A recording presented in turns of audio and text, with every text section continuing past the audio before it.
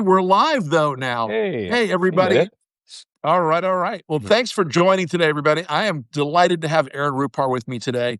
Aaron is the guy who follows everything. I don't know how you do it, brother, but you've been especially busy in the last 2 weeks now, because even above and beyond the normal cadence of everything that goes on around this world we live in during Donald Trump, it has been even more crazy than usual. And you have been Yes.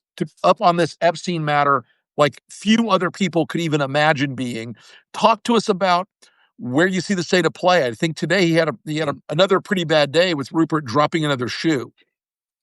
Yeah, for sure. And today was actually a day where I had this scheduled many weeks out that I had some housing related chores I had to do, and so Right. I had to step away, which with my line of work can be very dangerous. And thankfully, I have some people who kind of will DM me tips and things like this. And so I just had left the hardware store, and I got a DM about the Tulsi press conference today, Right. kind of like you need to see this kind of thing. And it brought back memories of some of the really bonkers press conferences that we saw during the first Trump term. And you can go all the way back to the Sean Spicer one, his very Right. first day. But of course, the reason I bring that up is because I do think it's quite obvious that that sort of thing, which was like a dystopian, like something out of like some sort of dystopian movie, is very clearly, I think, calibrated to distract people from the Epstein stuff. And Sure. you kind of wonder now with the pacing of the story today, which of course the big reveal is that Trump's name is in the Epstein files apparently numerous times, and that not only that, but Pam Bondi told Trump this back in May, which of course caused me to go back, because it was just last week that Trump was asked by a reporter directly if Pam Bondi had told him that he was in Right. the Epstein files, and he said no. So he lied apparently, or someone is lying, and I'm guessing I'm it's Trump. shocked. I'm shocked that Donald Trump would lie about this. That's a real poser right there. And then, it makes you think back to when Elon Musk, I think that was around the same time, late May, apparently as when this briefing happened, when Musk posted in his tweet that he pretty quickly deleted about Trump Right. Trump's being in the Epstein Epstein files. files. And so, now I guess the natural question is, so we it's not surprising that Trump would be in the Epstein files, given the closeness of their friendship, their relationship over, the course of many decades. Of course, Epstein, not too long before he died in jail, said that Trump was his best friend. And, we, of course, just saw the letter that Trump wrote to him for his 50th birthday. So, the nature of their friendship, I don't think it's surprising to learn that Trump is in there. But I guess, the question is, in what context is he discussed in the Epstein files? And will we ever learn that? And, I guess I'm not totally sure we will. But, it certainly has Trump shook. And I think that Tulsi Gabbard thing today kind of revealed that. Yeah, I mean the Tulsi Gabbard thing. I've decided I'm not even going to dignify it with an answer. It's just a tidal wave of bullshit trying to cover up what is, clearly put him so off his game. And look, you've been a really close observer of how Trump plays out his madness as an effective communications tool for the last few years. But you've noted a couple times these really off pace. He's really not in the same flow of being able to control the narrative, control the media, control the headlines as he's been in the past. Yeah, I'm kind of two minds about that a little bit, because there's been a lot of talk lately about Trump's polling kind of cratering, and certainly when you look in the issue polls, it looks pretty bad for him. The fact that he's down in immigration and he's down on the economy and these issues that are kind of signature issues for him. But when you look at kind of the broad trend line of his approval, is kind of in line with his first term. He staggered through his whole first term around low 40s approval, high 50s disapproval. So I don't think the bottom has really like fallen out or anything like that. But not quite. Yeah, it's starting to nudge down under 40, which I think is also part of what has set off this like freak out. Yes. And, I'll admit I was as surprised as anybody that Epstein seems to be the story that is really kind of damaging him at this point. It's one of the first ones that I can recall where his base is kind of turning on him, because, we're used to the dynamic of like, the people like you and me, kind of the bulwark style Right. Former Republicans slash like center left people, who are, appalled by Trump and scandalized by, whatever the latest scandal is. And there's a new one every week. But this is, one of the first ones where it feels like his right flank, is equally, if not even more, upset with Sure. him. And, of course, Mike Johnson now is very engaged in the, attempt to cover this up by basically canceling Congress for 6 weeks. To forestall any votes on releasing some of these files. Right. And I'm concerned. I mean, the topic of my newsletter tomorrow, Public Notice, is going to be this meeting that's happening with Todd Blanche and Ghislaine Maxwell, where, it seems to me, my suspicion is that they're going to try to kind of get their cover story straight. And, probably some sweetener in it for Ghislaine. I don't know what that would be. Probably not a pardon, but, something they can do for her while she's in prison. So, I don't think we're out of the woods in terms of the cover up working in this case. But I do think it's Right. notable, the Wall Street Journal dropped this bombshell last week about the letter that Trump had written to Epstein on his 50th birthday. Trump responded by filing a lawsuit, first threatening and then filing it. But instead of backing off the story, as today revealed, the Journal is following it. They're dropping new revelations. And so, if Trump thought he could kind of bully his way out of this one, it doesn't seem like it's going to work. And that's different because Trump has very successfully in this second term of his been able to bully outlets like CBS, other outlets that have settled with him, basically paid him off over harassment lawsuits. And it doesn't seem like the Wall Street Journal, which you would think, given Rupert Murdoch's relationship with Trump, given the role that Fox plays in kind of propping him up and serving as an echo chamber and kind of a mouthpiece for his administration, that, they might be, they wouldn't go as hard on him as they are. But it seems like at least that part of the Murdoch empire is going pretty hard on him. Yeah, we'll see how deeply Rupert wants to take this, because if they start going at Trump on the Fox side, it'll be in the day part. It'll be in the day side first. It won't be at night. Folks should not expect Hannity to go out and say, "How dare he?" It'll be in the day side, which will cause some agita. But Rupert's 94 years old. I think his give a fuck reservoir is pretty low right now. Yeah. So, Aaron, I want to ask you another question, because I think there's, Sure. you also follow a lot of what the media is up to. I've sensed this. I was curious if you have too. I've sensed a kind of uplift in the media the last couple of days, like, he's not bulletproof. We don't have to pretend that, that all the bullshit coming out of Carolyn Levitt's mouth is the exact truth.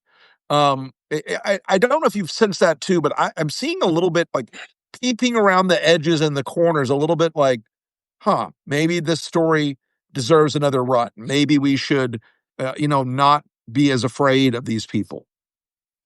I think there is something to that. I mean, we already talked about kind of the journal element of this. Ed O'Keefe, who I believe is at CBS, during today's press briefing, asked Carolyn Levitt like a pretty hard-hitting and kind of unflattering question about how, Marco Rubio, during the first Trump term when he was in the Senate, signed off on the intelligence report that basically, undercut a lot of the claims that Tulsi Gabbard is now making about the politicization of intelligence and Obama's role in all of this. And so, that to me, O'Keefe is not a guy who's normally kind of going for the jugular, but I saw that clip really circulating widely because they didn't really have an explanation for this. I will say, because I'm immersed most of the time in kind of the raw materials, in the sense that I'm watching the press briefings, I'm watching the congressional hearings, I'm watching the Trump speeches, I'm watching the Mike Johnson press conferences.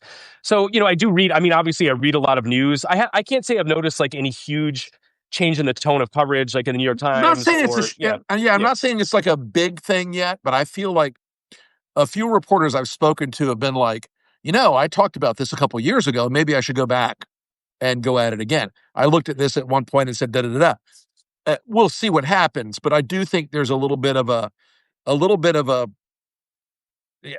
not sure what it is yet. It's something chemical in the water. And while a lot of the White House correspondents are still going to play the Carolyn Levitt game, a lot of others, I think, and maybe it's because they are seeing that, it's the old thing from the movie Predator. If it bleeds, we can kill it. It feels different for me, and like I said, I don't think it's widespread yet. I think it's sort of growing slowly, kind of bubbling up a little bit. Do you think that's specifically on the Epstein story, or are you talking kind of more broadly? I think the Epstein story may have catalyzed it, but the trade stuff, even a couple of weeks ago, the trade stuff was like, okay, enough of the bullshit. Enough of the drama. The taco moment hurt him with a lot of press.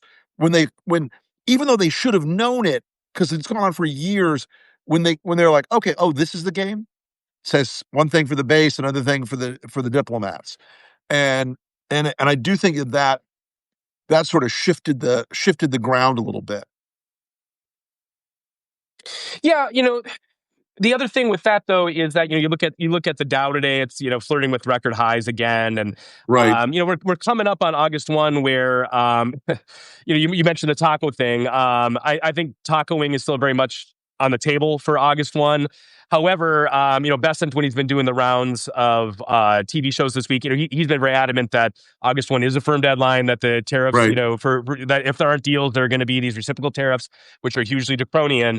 And then at that point, Hmm. will reality set in? Because, part of my frustration with what we've seen over the past 6 months has been, just kind of the widespread assumption that Trump is full of shit, and how, that lets him get away with a lot of stuff, especially, this like insane tariff policy, where the Right. markets are just kind of in denial about it. They don't actually believe he's going to implement them, or I don't know if they're just kind of like huffing hopium, and they think it's not going to be as bad because maybe they've been brainwashed into believing that tariffs actually will be eaten by the foreign countries, or by Right. Walmart or somebody else. But I mean, that's kind of the thing. I mean, you keep waiting for the stove touching to occur, and I think we've definitely seen it in the immigration realm, where like what we've seen in L.A., just and the kidnapping of people off the streets, and like just the brutality of ICE and the deportation policy. So I don't want to minimize that part of it, but I think Right. the issues that kind of helped Trump win. I guess immigration was one of them, and he, certainly securing the border, Sure. I think, is something he could tout as a legitimate victory for him.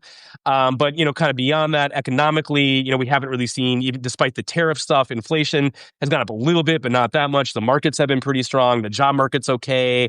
So, like, that's where I still feel like we're kind of in this weird liminal phase where like the policy and the rhetoric is totally insane, but that hasn't really translated to real world impacts where people are feeling it, which I think would be the Right. kind of thing that would really cause his support to kind of crash through a floor in a way that it hasn't yet. Yeah. I mean, the one number that strikes me is that the new YouGov poll that came out this week, where he's 29 points upside down on inflation and prices. Mhm. In a weird way, he's falling victim to the same thing inverted that the Harris campaign fell victim to. They fell into a culture war trap that he said about trans and other stuff, and they didn't do enough to offset that idea about inflation and prices. Mhm. Trump now is playing a culture war game with all this bullshit he's throwing out there about Russia and trying to hide away from the culture war impact of Epstein, and he's ignoring that flank where his own voters were pretty sensitive to prices. And if they're going up, and you see that in his numbers, he may be setting himself up for, when those economic chickens come home to roost, a pretty bad crash into the reality wall. Yeah, I agree with that. I'm kind of waiting for that to happen still, because I think a lot of people expected it after April 2, with the Liberation Day tariffs, and then, the markets were spooked. And then even after that, he kept the 10% across the board tariff in place, which Right. is like a much higher tariff than we've pretty much ever had in American history. And, I mean, it depends who you talk to, whether, it is the case that some of these big retailers kind of stocked up before the tariffs went Yeah, into effect. they bought Yeah, ahead. right. And so that forestalled the impact a little bit. And that won't last forever, obviously. And especially now, if we're heading to a place here in about a week where we're going to have 30 to 40% tariffs on most of the world, like that's certainly going to have an impact. But again, I don't think it's fully like happened yet. Even the inflation report that came out last week, it went up like slightly, which that, and you're right that this puts White House officials in a bad spot, where they have to explain that, yeah, inflation went up a little bit, but it's really not that bad, which was basically their Right. line last week. And it's like, didn't we just live through an election where, this was the issue? Where Joe Biden said inflation isn't that bad, it's getting better all the time. We're Yes, okay. yeah, I mean, that's, and that was something that I really learned from that election. I mean, you're a bit older, but so you probably lived through a little bit of the inflation in the 70s, or at least for a child when that happened, and kind of the As a political kid, yeah, impacts but of that. Yeah, but for me, oh, that was the first. Yeah. it was spectacularly bad. I mean, I guess I was about 10 when it hit, but I could remember that was a thing for people. They were upset. It was bad. And you know, I don't know that we're on the cusp of that yet, but Yeah. we didn't have to be here at all is the irony. I mean, Yeah. inflation was coming down. It was coming under control. The inflationary decisions now have been spend a shit ton of money on the big bill, do the tariffs, and not do anything about the other cost drivers that are hurting people. So, you know, we'll see if he owns it in the end. It's always problematic, but I do think this Epstein stuff has been it's kind of let people reset on the expectation that he's going to be, focused completely on the economy, because for the last 2 Mhm. weeks this has been it. No matter what he's been Yes. throwing out there, it's all related back to this. Yes. And, I don't know how you feel about this, but there's been, for me a little bit, it kind of makes me almost feel crazy in that just yesterday, I saw people re-upping the Jonathan Swan Trump interview from the summer of 2020, which happened shortly after the press briefing where Trump was asked about Ghislaine Maxwell and basically said very awkwardly, I wish her well. I didn't really know her that well, but, Yeah, yeah, yeah. And then, Swan asked him about this, and he sounded so guilty in his reply, with kind of the flailing about, oh, I didn't really know her. And, anybody who's in prison, I wish them well. I don't want anything bad to happen to her. And, this and that. And it's like, how did this not really break through more back then? I mean, were we just maybe so consumed with COVID? And of course, that was, the BLM protests were going on that summer, and, there are a million other things happening. But, right. Since I've revisited some of this stuff because it's back in the news, it's like all the pieces were there. I mean, we knew about the friendship. We saw the videos of them partying at Mar-a-Lago. I mean, it's just all the same conspiracies about, Epstein's death were relevant at that time. So it really is, and the other thing that I think is kind of a misnomer, there's this idea that I see people on social media kind of push sometimes where it's like Trump campaigned on the Epstein files. And it's like, no, he didn't actually. I mean, the one time that he was asked, he did a Fox News interview like in October last year where Right. he was very clumsy about it. And he was kind of like, well, we'd release whatever was pertinent to release, but he Right. certainly We don't wasn't want to calling. hurt other people who might Mhm. be caught up in it. Yeah. Right. So yeah, I Y- mean, Cash Patel, there were top aides of his who made a big deal out of this, obviously, and did kind of build brands and audiences off it. But this notion that like Trump has really betrayed people by promising one thing and then not delivering, like that's not really true. Maybe he shouldn't have put these people in prominent roles in his administration for a variety of reasons. One of them being that it's backfiring on him in this context of the Epstein files. But Trump never made a big any big promises about Right. releasing all this stuff. But, he's been very consistent in trying to distance himself from it. He did. I was struck by what you said. It's like so much happened back in 2020. We almost sort of like gloss it over. Mhm. One of my folks reminding my production team, they're like, remember we did an ad about Ghislaine Maxwell of Trump saying, I wish her well?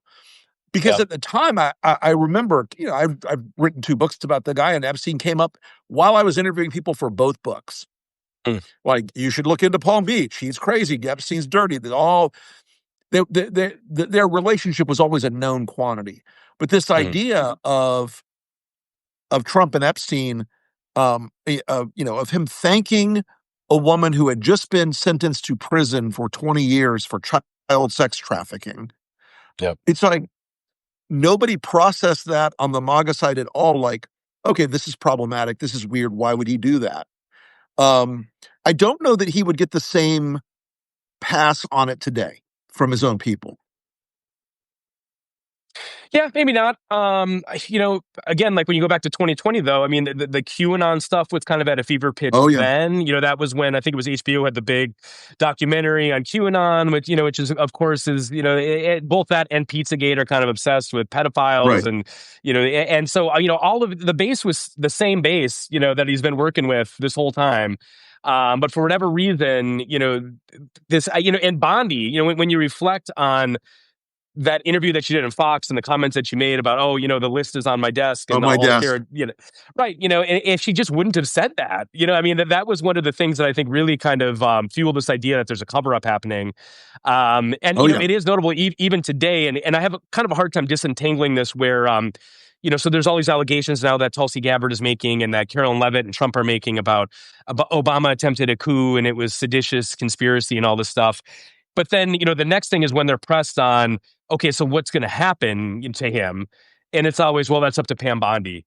And so I right. wonder, like, are they like setting her up to kind of be the person that they blame when, Oh, he's not? listen, arrested or yeah. I will say this, and as an observer of MAGA, Pam Bondi speaks MAGA fluently. Or no, I'm sorry, excuse me, does not speak MAGA fluently. Hmm. Bongino and Patel speak MAGA fluently.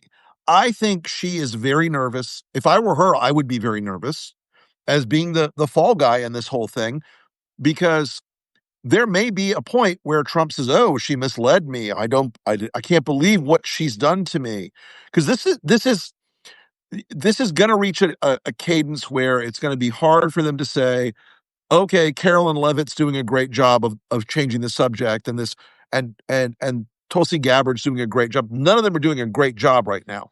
This is Mhm. weighed into the culture more than they could have imagined. And you're right. There are a lot of MAGA influencer types who are ahead of where the base is, I think, of trying to like steer away from it a little bit. I'm not sure it's working though at scale.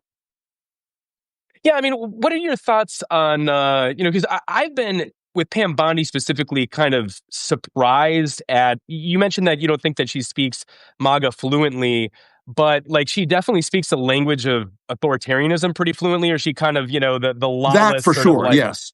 and there was this notion, and I'm sure you've seen this meme on social media, because of course the Washington Post editorial board basically endorsed her confirmation and said, "Oh, she's a Yep. serious person with like a serious background."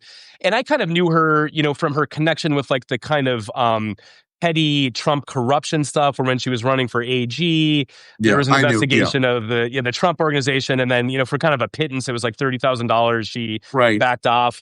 But have you been surprised by kind of how seamlessly she's fit into the role of like kind of a tack dog, like almost like frothing at the mouth during these Yeah. TV hits that she does? Like, yeah, because I didn't see that coming. Yeah. She is has two qualities he adores. She's blonde and she's obedient.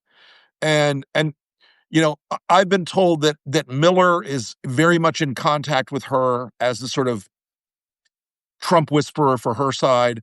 I was told that Susie Wiles was the one who called her and said, "This has to you gotta calm this down. You gotta take care of this," when it came to the Epstein stuff.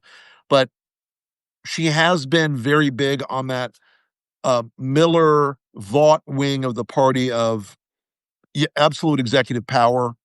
We won't tolerate rogue judges, all that stuff. I mean, that to me, I think she has done a good job for him in making him happy on that front.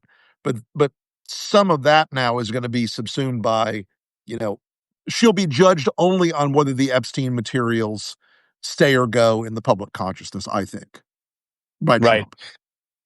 Yeah, and you also wonder, with the follow up that we saw today from the Journal, like what else they have, and are they already kind of reporting out stories where they're looping in Trump, basically in the sense of like, hey, do you have comment on, we're reporting out this story, as you do as a reporter, basically. But Sure. when you kind of sync up some of the more unhinged allegations that Trump has made, like the deflection with this like Obamagate 2.0 thing that he's trying now, like the Right. timeline kind of checks out where it's like, okay, so they probably told Trump that they had this letter 2 weeks ago, roughly, which is when kind of the Hmm. crazy started cranking up on Trump's side.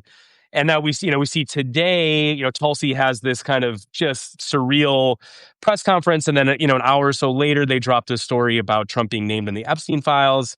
So I don't know. I mean, I'm assuming if they had kind of the smoking gun of like, not only was he named, but here's how, and let's actually kind of quote from the Epstein files or characterize what's going on there. I would assume that they would come out with that right away. But I, it does you make me know, I, believe that there's a lot more there. here's sort of as a Rupert observer over time. I think Rupert loves good content spread out over a ratings period. Mm. So if they've got 10 items, they're going to drop a hot one to open the gate. Then they'll drab it out for a little while. Then they'll set the hook. And Trump has been um, very responsive to being baited by Rupert lately.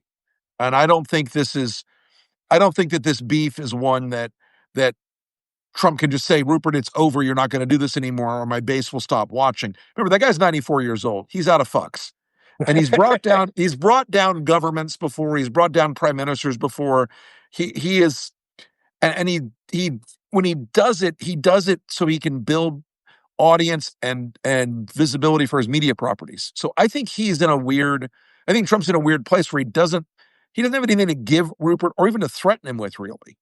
So we'll see what happens. But if they do have a crown jewel, it might not even have come yet.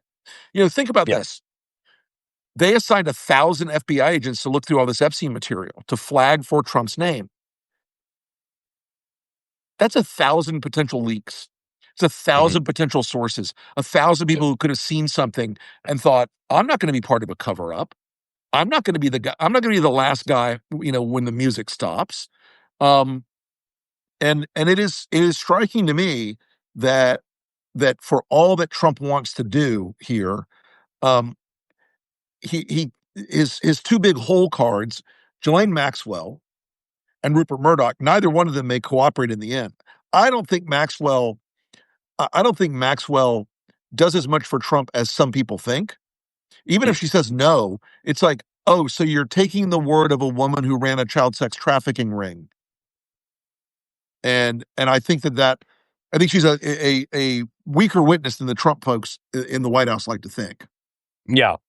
What did you make of this was one where I just kind of saw it, come across the transom on social media. I didn't go down the rabbit hole of researching this, but right. I'm guessing you probably saw the reports as well that JD Vance was in New York meeting with I don't know if it was Rupert Montana. himself or he went to Montana to meet with them. Okay, he was in Montana. And so I saw the speculation that this was some sort of like kind of coup in motion here that, I don't know what they'd be planning specifically, but, what did you make of that? I'm curious. You mentioned that you're a Rupert observer, so. Yeah, I wrote a piece about it, okay. Short fiction piece about it the other night. Basically, like, if you were going to do the 25th Amendment, you'd have to have Rupert on your side. You'd have to shut down one of the big venues where MAGA would lose their mind by giving Vance the space to pull it off. I don't think that's quite what it was. I'm sure Vance went in there in his sort of eager bird dog kind of way and said, oh, we want to come together on this. We're all on the same team. When, Rupert's on team Rupert. Rupert's on team Murdoch. That's it. But I don't know where we're going to end up in terms of does Vance have the juice to pull off a 25th Amendment thing, even if Trump is obviously insane? Probably not. But it's not for nothing that Trump's got he keeps half an eye out on Vance. He brought him in, but he knows he's ambitious. He knows he's a snake. And remember, JD Vance transformed himself from a hardcore anti-Trump guy to this. Why would you trust him? Why would you trust him as an emissary to Rupert fucking Murdoch? That's, to my mind, like cuckoo. Yeah. Yeah. The other one I'm curious to get your thoughts on that, it's already kind of faded from consciousness because so much has happened over the past week. But I was really struck. It was, one of the press briefings last week, I'm forgetting specifically which day it was, but where, Karen Levitt kind of out of nowhere, brought up Trump's health issues and, talked about, I've been getting questions about his swollen ankles and, the thing on his hand, looks like he's got like a flesh-eating situation on his hand and, he's got some sort of vein thing. And again, I didn't, pull up the WebMD to read up on this, I did. But, okay. Because, it's just so out of character. I mean, I think the line there in the first term was that if he just stopped eating cheeseburgers, he'd be immortal. And we've gone from that to like, getting a health update out of nowhere, because his ankles are all swollen. But look, that was quite clearly, in my mind at least, all about the Epstein, the pendency of the Epstein issue over everything. For Trump to admit a physical frailty is astounding. That's how bad this is with Epstein, that he's admitted that he's got a physical frailty of some kind, because that's that's part of the autocratic image making thing. The dear leader is always 7 feet tall, covered in steel, can never get sick, nothing ever goes wrong. It's like, it's like Stalin was until Swan Lake plays on the fucking radio and everybody knows that the dictator is gone.